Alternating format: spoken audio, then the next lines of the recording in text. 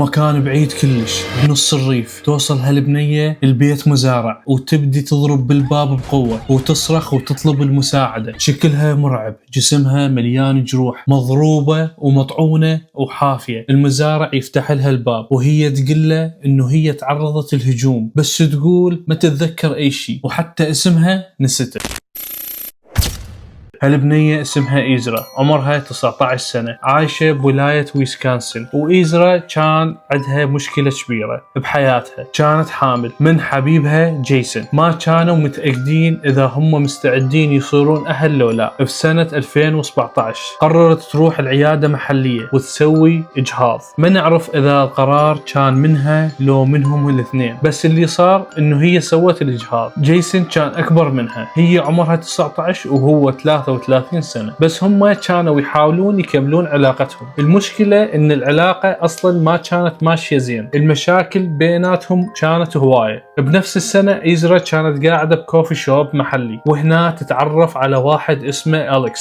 يصير بينهم تعارف وصداقة، وبعد فترة حتى جيسون حبيبها يتعرف على أليكس، ويصيرون الثلاثة يطلعون سوا ويقضون وقت سوا. بعد فترة إيزرا وأليكس يبدو بينهم شيء من وراء ظهر جيسون، علاقة سرية، وهم الاثنين بدوا يخونوه. الموضوع يستمر فترة إلى أن بعد حوالي 8 أشهر من علاقة إيزرا وجيسون، جيسون يشك ويفتش تليفونها ويشوف كل الرسائل بينها وبين أليكس. بهاللحظة كل شيء ينكشف وتنقلب الدنيا عليها. بعد ما تنفضح إيزرا تعصب وتقرر تقطع علاقتها بجيسون وأليكس، بس بعد فترة قصيرة تبدي تندم خصوصا على جيسون، بعدها تحبه وتريده يرجع لها. بهالفترة تسكر وتعمل علاقة محرمة ويا واحد من أصدقاء حبيبها جيسون، وبعدها تروح تبلغ عليه وتتهمه باعتداء جنسي. بس بعد التحقيق الشرطة تكتشف ان الاتهام مو صحيح والقضية تنغلق. رغم كل هالخرابيط إيزرا بعدها مهووسة تريد ترجع لجيسون، ترسل له مئات الرسائل، تتوسل بيه، تدز له مذكراتها اليومية، تحكي له بيها شقد تحبه وتريده. وحتى راحت لأليكس وتترجاه يساعدها ترجع لجيسون، بس أليكس يرفض ويقولها انتي مو طبيعية. ولا شيء من هذا كله نجح. جيسون خلاص قرر يبتعد عنها، بس إيزرا ما تقبل الرفض، فتقرر تسوي خطة جديدة. تريد يصدق ان علاقتها ويا أليكس ما كانت تعني شيء، وتريده يشوف أليكس كشخص سيء حاول يعتدي عليها. وبهالخطة توصل للقرار خطر، تقرر تقتل أليكس.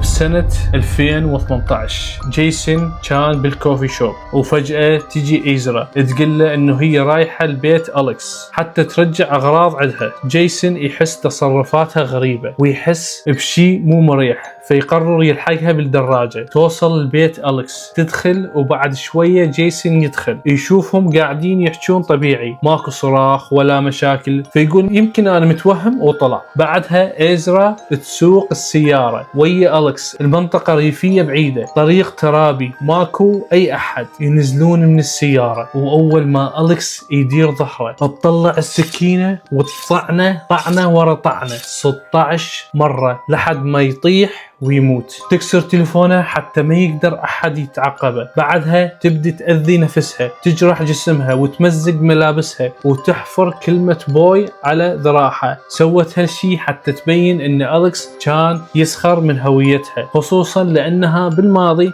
كانت تعتبر نفسها ولد، وبعدين غيرت هالشي. بعدها تترك الجثة بمكان وتبدي تمشي حافية بالطريق. تظل تمشي تقريبا 3 ساعات لحد ما توصل لبيت مزارع، وتبدي تضرب بالباب وتصرخ. المزارع يتصل بالشرطة، الشرطة تجي وتنقلها للمستشفى وتعالج جروحها. هناك الشرطة تسألها شنو صار، وهي ترجع تدعي انها ما تتذكر شيء، بس تقول ان اخر شخص كان وياها هو أليكس، وما تذكر ابد انه هو ميت.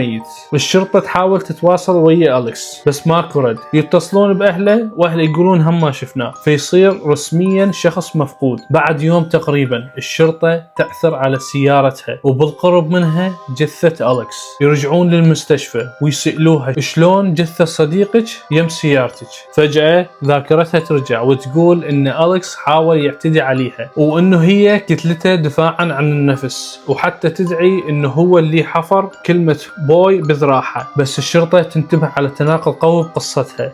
كلمة بوي محفورة على ايدها اليسرى، وهي كانت قاعدة بمكان السائق. بهالموضوع صعب يوصل لايدها اليسرى. هالنقطة خلت الشرطة تشك ان الحكي كله مو صحيح، ومع الضغط تضطر تعترف ان أليكس ما اعتدى عليها، وانه هي اللي سوت كل شيء بنفسها. بعد اسبوعين يتم اعتقالها رسميا، تروح للمحكمة، تنحكم وتحصل على السجن المؤبد. كان معاكم حسين العنكوشي، لا تنسونا بالمتابعة واللايك.